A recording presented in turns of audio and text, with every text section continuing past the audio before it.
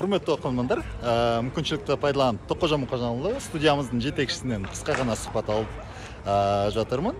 Тоққожа Мұқажанұлы, өнер студиясын ашуыңызға не себеп болды?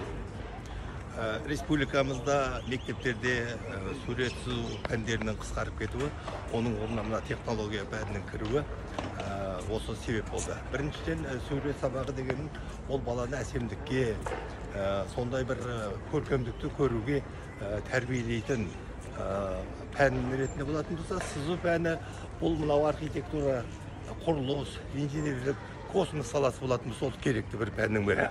Ал сол сызу пәні ол таңдау пәніне кетті де, ал сурет сабағы қысқарып кетті. Ал енді осы кемшілікті түзеу үшін 2021 жылы өнер студиясын ашуға тура келді. Яғни мұнда бейнелеу өнерінің салалары, сызу, қолданбалы сәндік өнер оқыту, балалардың әсіресе талантты мына қазақстандық оқушыларды осы бейнелеу өнерінің саласына оқытуды мақсат етіп аштым. Тамаша. Сол ретінде басқа саланың адамдары, мамандары болса да, осы сурет салуға көп көңіл бөлген. Мысалы, Пушкиннің сурет салғанын, Лермонтовтың сурет салғанын, Равин Тагордың сурет салғанын білеміз. Ал енді Кеңес одағының 3 мәрте ұшқышы, батыры ұшқыш Кожедовтың мынандай сөзі бар. Мен соғыс кезінде мектептегі сурет сабағын жақсы оқытқан үшін мен өмірімде үлкен өзгерістер әкелді.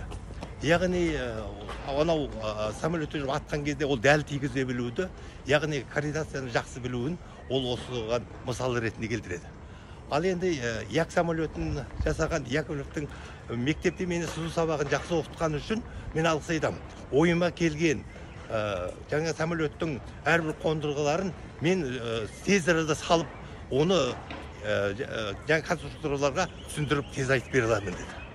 Ал енді мысалы осы Қазақстандағы Сұлтан Қалиев деген ақын ағамыз болды, балалар жарушысы. Ол кісінің де талай керемет суреттерін салғанын, өзінің әртістерін салғанын көреміз.